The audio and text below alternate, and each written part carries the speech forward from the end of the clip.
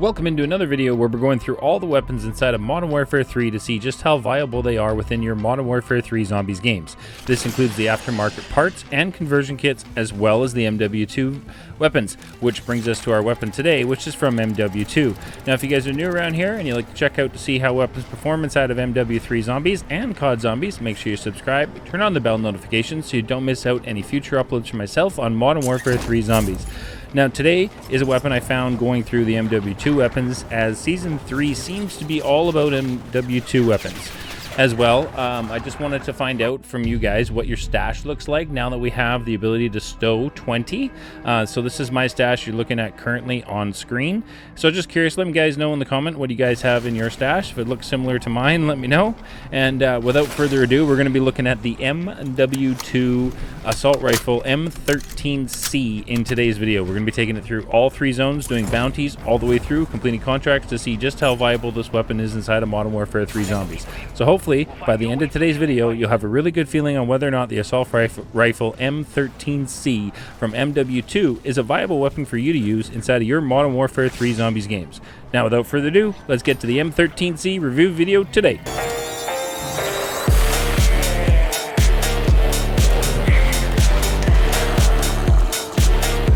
Alright, here we are. We're going to be spawning in with our assault rifle from MW2, the M13C, and we have the event camo, the Wriggler, on there, which I think looks awesome, and I haven't had a chance to use it very often, so we put that on for today's run, and we're definitely going to be keeping that throughout the run for today, because I think it's good fun. Now, we do have a bunch of nice extras I brought in, honestly, just to kind of see what they do and what they're like. We do have mags of holding for later on, so stick through the video to see how the weapon performs with mags of holding, but we have the dead wire detonators and the golden mask filter today. Whether I need them or use them, I don't know, but I thought I'd put them on. They're brand new for Season 3 Reloaded, so I want to check them out and see what they're like.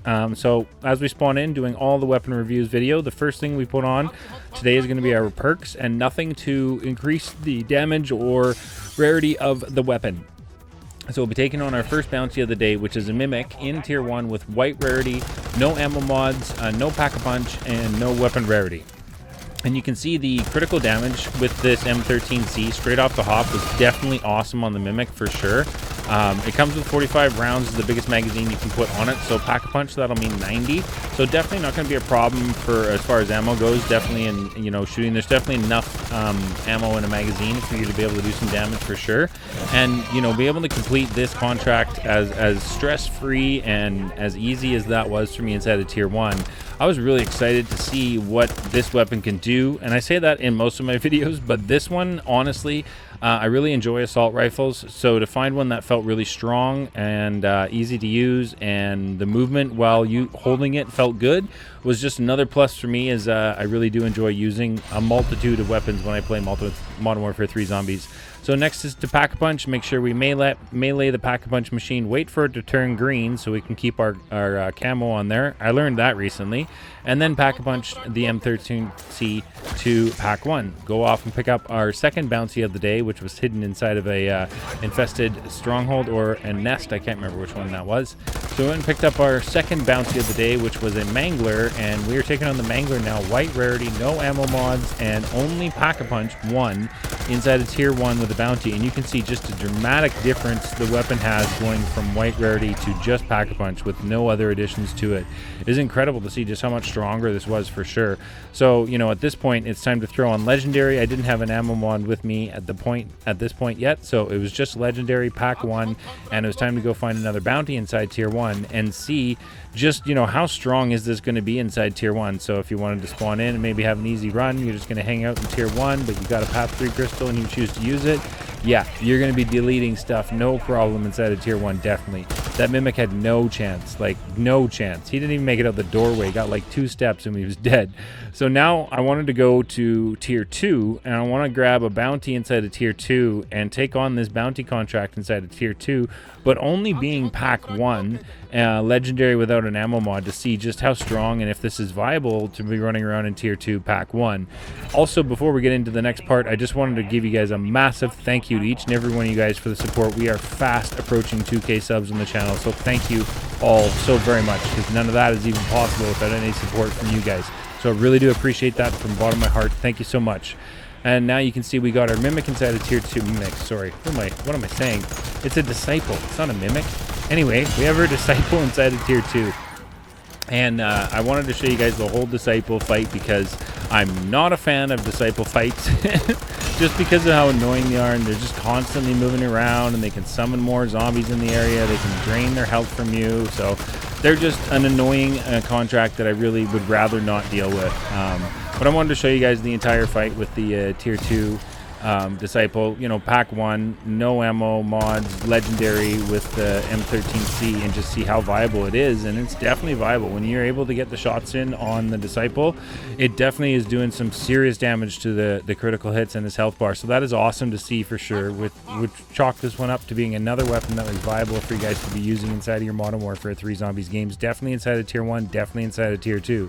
So now it's time to pack a punch the M13C to pack level 2 legendary and go off and grab ourselves another bounty and see just, you know, how much different it was. Like, the Disciple was doing good damage, and I felt like it was, you know, definitely a contract that you can complete being single pack a punch, but it did take, you know, a little bit of time, and I was curious to see if double pack punch would be a lot faster. We got a Mangler this time. I got up close and personal with him, and that did not go well because he started to smack me with his arm there. But you know, the overall damage when I got it to pack 2 with legendary, just looking at the health bar when I was getting the critical shots, is just awesome. Like, this gun just melts. That Mangler had no chance, just got completely melted there. So the next thing to do is to head off into tier 3 and go grab the rest of our perks, which is what the first thing I usually do when I get into tier 3. But before we go there, I wanted to put on my PAP3 crystal that I brought in with us, so that we are now PAP3 legendary. And then we're going to hop into tier 3 and grab ourselves the rest of our perks. So we got into the Wonder Fizz machine. I bought the rest of my perks, and then it was time to, you know, except for Tombstone. I didn't have enough for Tombstone. I thought I did. My math was wrong. Math is hard, okay? Then I wanted to see what tier 3 had to offer. And, I mean, the zombies in tier 3 are just easy work with this. Easy work for sure. So it's time to find a bounty contract inside of tier 3 and see, you know, just what this legendary triple packed M13C can do to a bounty contract inside of tier 3. In that, you know, I don't have an ammo mod on it yet, and it's just pack 3 and legendary, and that's it. So I was curious to see how well it would do, and what do you know, we got my favorite bounty contract. Yay! A Disciple. So much fun. I was so excited to get this one. But you can see the critical damage when I'm able to get the Disciple in my crosshairs and able to get the critical shots on the Disciple. The M13C definitely does work. It definitely shreds, you know, just about everything in front of you. The zombies aren't going to be a problem. The sprinters, the dogs, armored zombies, again, not much of an issue. You're going to be able to kind of mow everything down that's coming at you in front of you, which to me would make this as a viable weapon inside of the game, inside of tier 3 for you guys to be using for sure. Is it going to be the strongest weapon in the game? I would say no, but it's definitely up there. Like, there's going to be, I would say, the OP class, the super strong class, and then, you know, the tier down is going to be viable in tier 3 and viable in the dark ether and stuff like that. And I feel like this falls into that category, not necessarily into the OP category, but it's definitely something, as you can see, like the critical damage on the elites and the HVTs inside of tier 3 when doing a bounty contract, it definitely does lots of damage to them, which is awesome. So you can complete those. You can take out the horde that's coming in front of you if you have to deal with that while you're dealing with your bounty contract. So to me, that is definitely something that's a viable option. I mean, if I'm able to stand there and dish out the damage faster than what's been, you know, coming at me, then I feel like that's definitely a weapon that's viable. So that's something that I would recommend in this case, and for sure this one falls into those categories. Now I went and got Brain Rot on here just because I wanted to get an ammo mod, and I found another Mega Abomination. I wanted to take it on. Now we don't have Mags of Holding on right now. We are legendary, triple pack a punch, and we have Brain Rot is the only ammo mod we all have on. But you can see when he's lasering and you're able to get those critical shots in, this M13C just absolutely melts the Mega Abomination, and he's just a standard HVT, and it was just, honestly, it was easy work. It was a quick contract or a quick fight to deal with this Mega Abomination. So I would definitely recommend the M13C if you guys are looking to run. And oh my goodness, the loot I got out of that Mega Abomination, a Flawless Crystal and an Epic Tool and a perk that I didn't need because I had them all. Now there's a whole ton of zombies right here. that I'd been kind of delaying with decoys. So I took this opportunity to throw on mags of holding and show you guys what this weapon could do as far as crowd control with mags of holding inside of tier 3.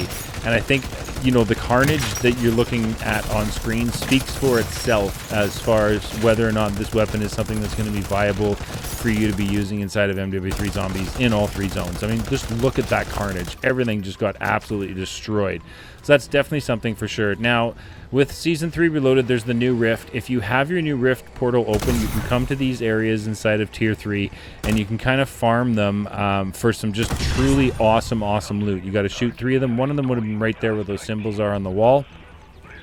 So you just want to fire those 3 up, and then you come up top here. There's 3 different locations you can do this in, and you can do all 3 in each match if you're lucky. But like if I've done 1, you'll only be able to do 2, and vice versa. So you do got to make sure you kind of hustle to them, and you just back up to the triangle is basically pointing at you, and it'll pop up this circle here, and you just need to get kills inside the circle until you know, that white orb there is full of souls. So it's just a big soul box. You're just going to stand here and mow down the zombies until it's completely full. When it's full, you're going to get a reward rift, and look at the loot you get inside the reward rift.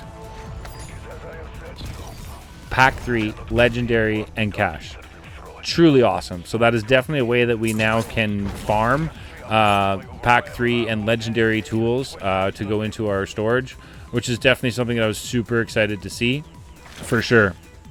Now, I wanted to find out, because, you know, we're getting near the end, so we need to go and see, is our Guardian of the Arches, Zhorde, is he here? Is he on strike?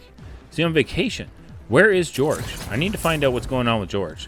So, of course, we made our way straight over to where Zhorde was, because I wanted to find out if he was going to be around, and just to see what this weapon could do to Zhorde. And we have mags of holding on, so I want to take on another Mega Abomination for you guys with mags of holding on, and see just, you know, how viable it was inside of Tier 3 to be using. And I didn't see him. Zhorde wasn't here. I was upset. I was like, where is he? He should be right here, like right here.